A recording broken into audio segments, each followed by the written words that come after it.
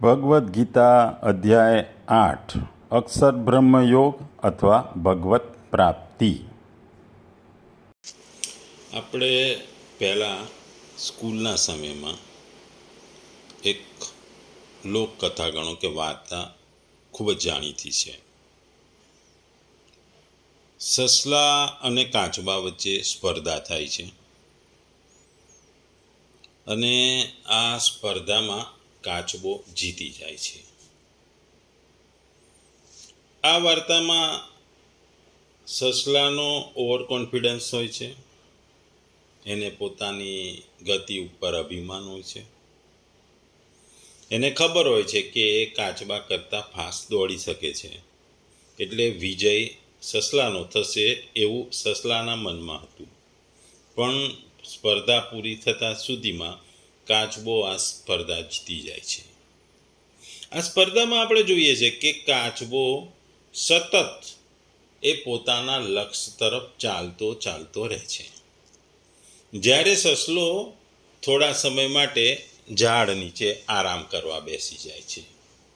એના પ્રયત્નોમાં એક ગેપ પડી જાય છે, એટલે એ બ્રેક થઈ જાય છે. જ્યારે કાચબાનો પ્રયત્ન સતત નિરંતર ચાલુ રહે છે, જ્યારે સસલાનો પ્રયત્ન નિરંતર ચાલુ રહેતો નથી. એવી જ રીતે જોઈએ કે નદી પર્વતમાંથી નીકળે છે અને સાગરને મળે છે. સાગરને મળવા માટે એણે નિરંતર વહેતા રહેવું પડે છે, ગતિમાં રહેવું પડે છે. એના વહેણને ગતિમાં રહેવું પડે છે. જે પર્વતમાંથી નીકળેલી નદી વહેતી રહે તો જ એ આગળ વધે, અને આગળ વધે તો એ સમુદ્ર કે સાગરને મળે. વહેતી નદીમાં પાણી હોય અને એ પાણી એ સમુદ્રને મળે છે. એ વહેણની જરૂરિયાત છે. વહેણ એટલે કે સતત એની ગતિ, નદીની સતત ગતિ છે. જ્યારે આપણે જોઈએ તળાવ છે, તળાવમાં ગતિ હોતી નથી, એ બંધિયાર હોય છે, એ ગતિ કરી શકતું નથી, એ સ્થિર થઈ જાય છે. એક લિમિટમાં એની સ્થિરતા આવી જાય છે. એટલે તળાવ સમુદ્રને મળતા નથી, તળાવ સાગરને મળતા નથી. એવી જ વાત ભગવાન આ શ્લોકમાં આપણને કહી રહ્યા છે. ભગવાન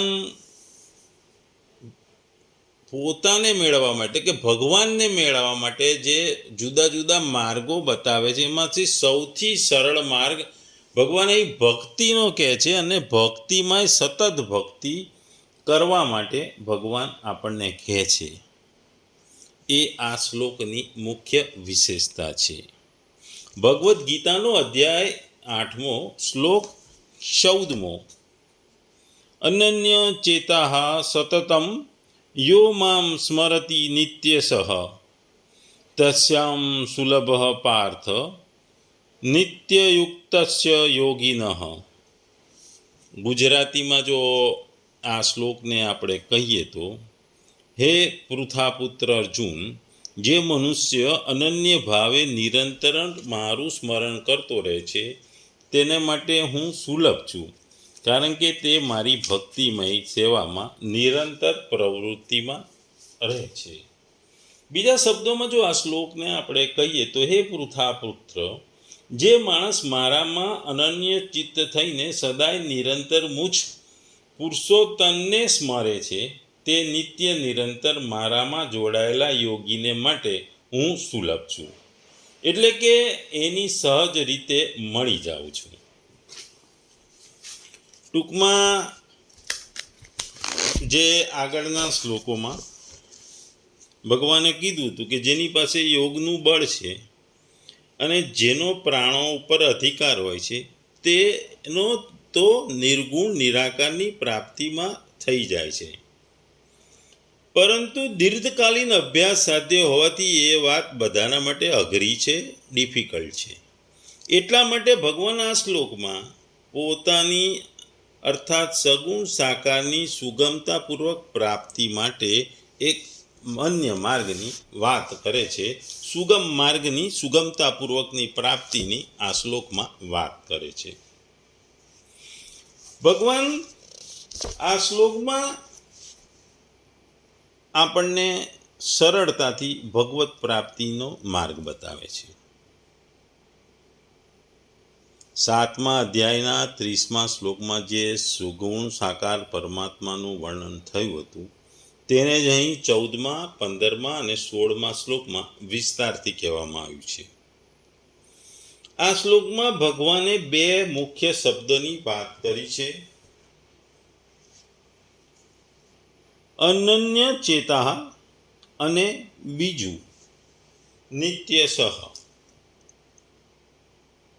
આ બે શબ્દો એ આ શ્લોકના ખૂબ જ મહત્વના છે. અનન્ય ચેતા એટલે કે જેનું ચિત્ત અન્ય કોઈ પણ વિષયમાં લાગતું નથી અને નિરંતર અનન્ય પ્રેમ સાથે એક પરમ પ્રેમી પરમેશ્વરમાં લાગેલું રહે છે, તેને અનન્ય ચેતા કહીતું છે. જેનું ચિત્ત કોઈ પણ વસ્તુમાં લાગતું નથી, એકમાત્ર ભગવાનમાં લાગેલું હોય છે. એને ભગવાનને છોડી કોઈ પણ ભોગભૂમિમાં કે કોઈ પણ ઐશ્વર્યમાં પણ એને મન હોતું નથી. એના મનમાં કે અંતઃકરણમાં ભગવાન સિવાય અન્ય કોઈનો આશ્રય નથી કે મહત્વ નથી. તે પુરુષ અનન્ય ચિત્તવાળો છે કે જેવી રીતે પ્રતિવ્રતા સ્ત્રીનું પતિ જ વ્રત કે નિયમ રહે છે, પતિના સિવાય તેના મનમાં અન્ય કોઈ પણ પુરુષ માટે રાગપૂર્વક ચિંતન થતું નથી. જે રીતે શિષ્ય ગુરુને અને પુત્ર કે પુત્રી મા બાપને પરાયણ રહે છે, તેમનો બીજા કોઈ ઈષ્ટ નથી હોય તો એ રીતે ભક્ત ભગવાનને પરાયણ હોય છે. અહીં અનન્ય ચેતાપદ સગુણ ઉપાસના કરવાવાળાનું વાચક છે.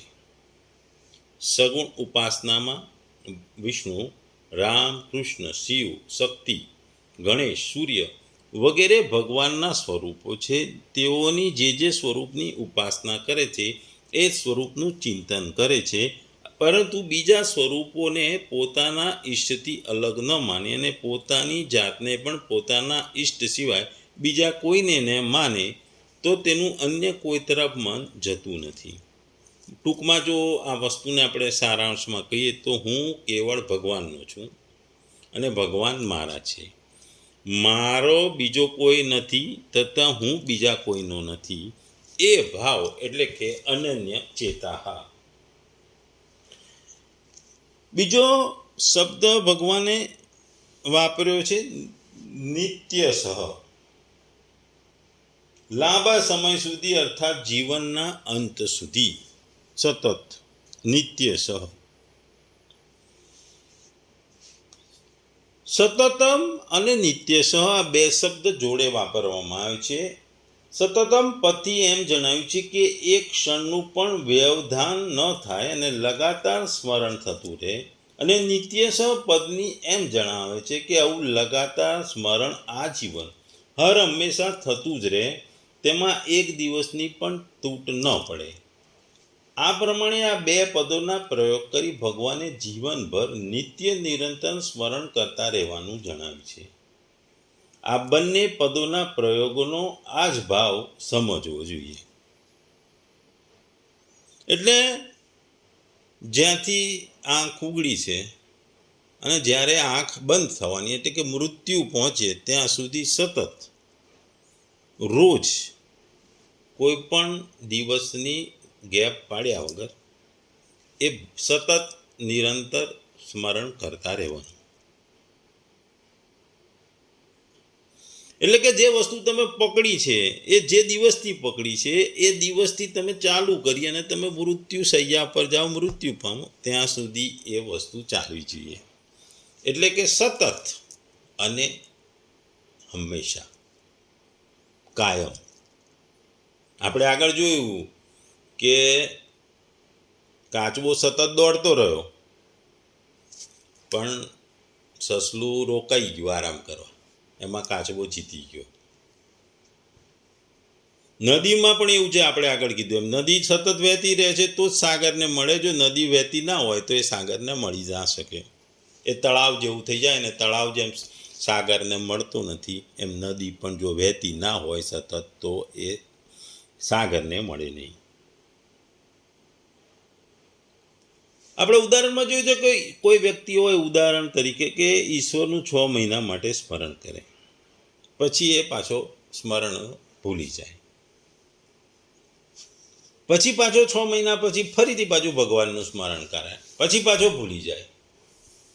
એટલે આ વસ્તુ તમે જોયું સતત નથી, સાતત્ય નથી. એ ભગવાનને 6 મહિના યાદ કરે, 6 મહિના ભૂલી જાય છે. એટલે એ સતતમ નિત્ય સહ એને પાલન કરતો નથી. એટલે આવા વ્યક્તિને ઈશ્વરની પ્રાપ્તિ થતી નથી. આપણે અહીં ભગવાન ખાસ ભક્તોની, વ્યક્તિઓને ભક્તિની વાત જે કરી રહ્યા છે. આપણે આગલા શ્લોકોમાં પણ જોયું કે ભક્તિ કરવી એ ભક્તનું કર્તવ્ય છે. પણ 4 પ્રકારના ભક્તોની આગળ વાત કરી છે કે આર્ત હોય, જિજ્ઞાસુ હોય, અર્થાથી અને જ્ઞાની હોય. આગળના અધ્યાયમાં પણ આપણે જોયું કે મુક્તિ માટે કે ભગવત પ્રાપ્તિ માટે જુદા જુદા યોગ પણ બતાવ્યા. એમાં કર્મયોગ છે, જ્ઞાન યોગ છે, હઠ યોગ છે. પરંતુ આ બધી જ યોગ એ અઘરા છે. એનું પાલન કરવું ખૂબ જ અઘરું છે. અને ખાસ કરી સંસારમાં જીવતા વ્યક્તિ માટે ભગવત પ્રાપ્તિ માટે, ભગવાનનું સ્મરણ કરવા માટે આ કર્મયોગ, જ્ઞાનયોગ, હઠયોગ વગેરે યોગ બહુ જ અઘરા છે. એટલા માટે અહીંયા ભક્તિ યોગ એટલે કે ભક્તિની વાત કરવામાં આવી છે. ભક્તિ એટલે કે ભગવાનનું સ્મરણ કરવાનું.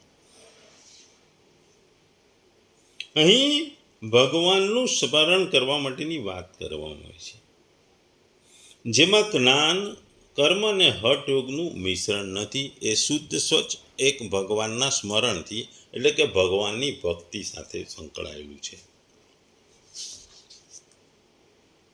ભગવાનની ભક્તિ કરવી એ સરળ પણ છે, અઘરું પણ છે. સામાન્ય રીતે જોઈએ તો ભક્તિ યોગી 5 પ્રકારે ભક્તિમાં કાર્યરત હોય છે. જે ભક્તિ કરતો હોય એ ભક્ત યોગી એ 5 પ્રકારે ભક્તિમાં કાર્યરત હોય છે. એક શાંત ભક્ત જે તટસ્થ રહી ભક્તિમાં પરોવાય છે. બીજો દાસ્ય ભક્ત જે દાસ તરીકે ભક્તિ કરે છે. ત્રીજો સંખ્ય ભક્ત જે સખા તરીકે ભક્તિ કરે છે. ચોથો વાત્સલ્ય ભક્ત જે ભગવાનના માતા પિતાના ભાવથી ભક્તિ કરે છે. અને 5મો માધુર્ય ભક્ત જે પરમેશ્વર સાથે દાંપત્યના ભાવમાં પ્રિયતમા રૂપે ભક્તિ કરે છે. શુદ્ધ ભક્તિ આમાંથી ગમે તે એક પ્રકારે પરમેશ્વરની પ્રેમા ભક્તિમાં પરોવાય છે અને તેમનું કદાપી વિસ્મરણ કરતો નથી અને તેને સરળતાથી ભગવત પ્રાપ્તિ થઈ જાય છે. અહીં મામપદ પણ વાપરવામાં આવ્યું છે. અહીં નિત્ય પ્રેમપૂર્વક સ્મરણ કરવાનો પ્રસંગ છે ને આમાં તસ્ય, હમ વગેરે ભેદ પાસનાના સૂચક પદોનો ઉપયોગ થયો છે. તેથી અહીં મામપદ સગુણ સાકાર પુરુષોત્તમ ભગવાન શ્રી કૃષ્ણનું પોતાનું વાચક છે. પરંતુ જેઓ વિષ્ણુ અને શ્રીરામ અથવા ભગવાનના અન્ય કોઈ રૂપને ઈષ્ટ માને છે તે લોકો માટે તે રૂપ પણ મામ છે. ભલે ભગવાન કૃષ્ણે અહીંયા કીધું, પણ રામને ભક્તા હોય, વિષ્ણુને પૂછતા હોય, એમના માટે પણ અહીં આ કહેવાનો મતલબ મામ પદ આ કોઈ પણ ભગવાન માટે વપરાયું છે. વળી જે પરમ પ્રેમ અને શ્રદ્ધા સાથે નિરંતર ભગવાનના સ્વરૂપનું અથવા તેઓના નામ, ગુણ, પ્રભાવ, લીલા વગેરેનું ચિંતન કરતા રહેવું એ જ તેમનું સ્મરણ કહેવાય છે. આપણે જોતા હોઈએ છીએ કે મંદિરમાં હોય છે તો ભક્તિ ખાસ કરીને ભગવાનને ઘરના વ્યક્તિ તરીકે રાખવામાં આવે છે. એને સવાર, બપોર, સાંજ જમાડવામાં એટલે ભોગ ધરાવવામાં આવે છે. એમનું ઊંઘી જાય એના માટે શયનના પણ દર્શન હોય છે. એટલે ભગવાન જે મનુષ્ય કરે એવી જ બધી જ પ્રક્રિયામાંથી પસાર થઈ ભગવાનના ભક્તો કરતા હોય છે, એમના દર્શન કરતા હોય છે. એટલે ભગવાનનું નામ જાપ કરો, રામ શ્રી રામ કરો, શ્રી કૃષ્ણ શરણમ મમ કરો કે રામકૃષ્ણ કરો, એટલે એ નામનું પણ જાપ છે. ગુણ પ્રભાવ લીલા એ ભગવાનની જે લીલાઓ છે વગેરેનું પણ ચિંતન કરવું એ ભગવાનનું સ્મરણ કરવું છે. ખાલી નામ દેવું એ સ્મરણ નથી, પણ એમના ગુણના વખાણ કરવા, ગુણને પૂજવા, ગુણના માનવું, એમના પ્રભાવને માનવું, એમની લીલાઓને પણ આપણે માનવું, એ ચિંતન કરવું, એ પણ સ્મરણ કરવું છે.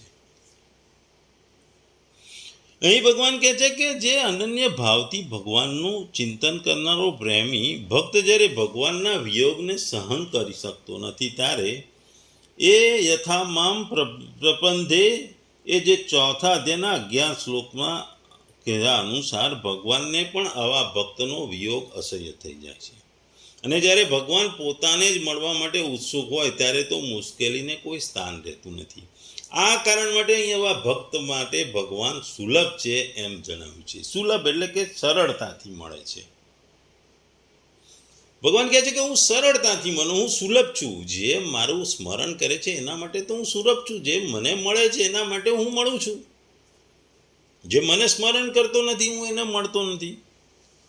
પણ જે મારું સ્મરણ કરે છે એના માટે હું ખૂબ જ જરૂરી, એકદમ ઇઝીલી અવેલેબલ છું, સરળતાથી મળું છું, એટલે કે સુલભ છું. કારણ કે આ વ્યક્તિ મારામાં જોડાયેલો છે, કારણ કે એ નિત્ય નિરંતર મારા નામનું સ્મરણ કરે છે. જેમની ભગવાન અને ભગવત પ્રાપ્તિ મહાપુરુષોમાં પરમ શ્રદ્ધા અને પ્રેમ છે, જેમનો એવો દ્રઢ વિશ્વાસ થઈ ગયો છે કે નિત્ય નિરંતર ચિંતન કરવાથી ભગવાનને પામવા એ સરળ અને સુલભ છે, તેમના માટે તો ભગવાનની કૃપાથી નિત્ય નિરંતર ભગવાનનું સ્મરણ કરવું સહેલું જ છે. ટૂંકમાં ભગવાન આપણને આ શ્લોકમાં ભગવત પ્રાપ્તિ એટલે કે ભગવાનની પોતાની પ્રાપ્તિ માટેનો સૌથી સરળ વાત બતાવી રહ્યા છે. ભક્તની દ્રષ્ટિએ જોઈએ તો ભક્તને એક પરમાત્મા સિવાય અન્યની સત્તા ન હોવાની તેનું મન અન્ય સ્થળે લાગતું નથી. એને ભગવાન સિવાય કશું દેખાતું નથી. આપણે ઇતિહાસમાં જોયા છે કે મીરાબાઈ, નરસિંહ મહેતા, એ એવા ભગવાનના અનન્ય ભક્ત હતા. એ બંને જણ ભગવાનના અનન્ય ભક્ત, એમને ભગવાન સિવાય કશું દેખાતું નથી. ભગવાને પણ આપણને સરળ માર્ગની અહીં આપણને આંગળી ચીધી છે કે મારી પ્રાપ્તિ પણ સરળતાથી થાય છે. ભગવાનને પામવા એ ભગવત પ્રાપ્તિ કે મોક્ષ આપણા હિન્દુ ધર્મમાં બહુ મહત્વનું છે. ભગવાનનું જે સ્મરણ કરે છે તે ભગવાનનો ભક્ત થઈ જાય છે, પણ ભગવાન પણ ભક્તનો ભક્ત બની જાય છે. અને આવા ભક્તને ભગવાન જુદી જુદી રીતે મદદ કરતા હોય છે.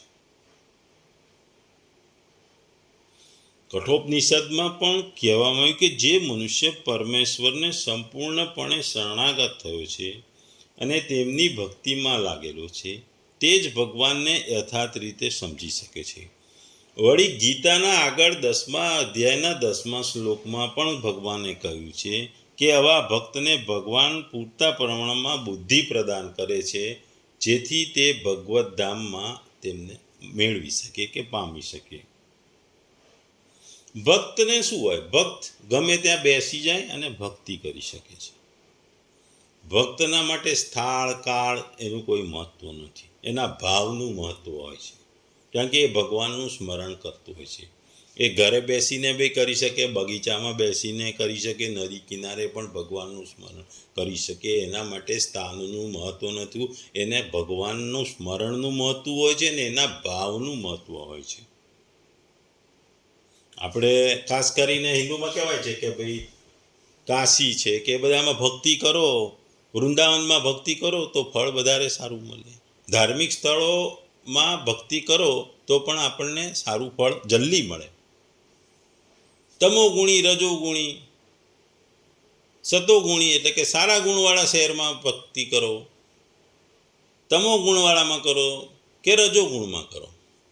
એટલે કે છે કે જુદા જુદા ગુણવાળા શહેરોમાં પણ ભક્તિ કરો, પણ તમારી ભક્તિનો જે ભાવ છે એના ઉપર તમારે ભાવ ભક્ત ભગવાનને પામવાની વસ્તુનો સંકળાયેલો છે. ભગવાન માટે ચૈતન્ય પ્રભુએ પણ કહ્યું છે, આપ જ્યાં જ્યાં બિરાજો છો એ પ્રભુ ત્યાં જ મારા માટે વૃંદાવન છે. એટલે આ શ્લોકમાં ભગવાન આપણને કહે છે કે એક કરવું પડે છે અને એક થાય છે. જે કરીએ છીએ તે ક્રિયા છે ને જે આપમેળે થાય છે એ સ્મરણ છે. ગીતામાં પણ અંતમાં અર્જુને કહ્યું કે તો તે સ્મૃતિ ગયા નથી, પરંતુ ભગવાન સાથેના પોતાના નિત્ય સંબંધની સ્વયં થનારી સ્મૃતિ છે. ભગવાનનું સ્મરણ થવામાં કારણ છે તેમની સાથે આપણું લાગણી, જોડાવું, ભાવ, પોતાપણું, આત્મીયતા. ભગવાન મારા છે અને મારા માટે છે. આવા પ્રકારનું ભગવાન સાથેની આત્મીયતા, પોતાપણું હોય તો સ્વતઃ ભગવાનમાં પ્રેમ થાય. ને જેનામાં પ્રતિ પ્રેમ થાય તેનું સ્મરણ આપણને આપે આપ આવી જાય, અને એ રોજ આવે, હંમેશા યાદ આવે. રોજ સવાર, બપોર, સાંજ એનું સ્મરણ થાય. કહેવાનું વસ્તુ એ છે કે માત્ર ભગવાનને જ પોતાના માટે માનવાથી સાધકનો ભગવાનમાં પ્રેમ થઈ જાય છે. ભગવાનમાં પ્રેમ થવાથી પછી ભગવાનનું સ્મરણ તો ઓટોમેટિક થઈ જાય છે. ભગવાનનો પ્રિય ભક્ત ક્યાં ક્યાં જ મળે છે. કહેવાયું છે કે હરિ દુર્લભ નહીં જગત મેં, હરિજન દુર્લભ હોય. હરિ હેરૈયા સબ જગ મિલે, હરિજન કહી એક હોય. વાસ્તવમાં જે નિત્ય પ્રાપ્ત છે તેમાં સુલભતા, દુર્લભતા કેવું ઠીક નથી, પરંતુ લોકો તેને દુર્લભ માની રહે છે. આ વૃત્તિને દૂર કરવા માટે ભગવાને પોતાને સુલભ કીધા છે કે હું સરળતાથી મળું છું, એટલે તમે મારું સ્મરણ નિત્ય સતત કરતા રહો તો હું તમને સરળતાથી એટલે કે સુલભતાથી મળીશ.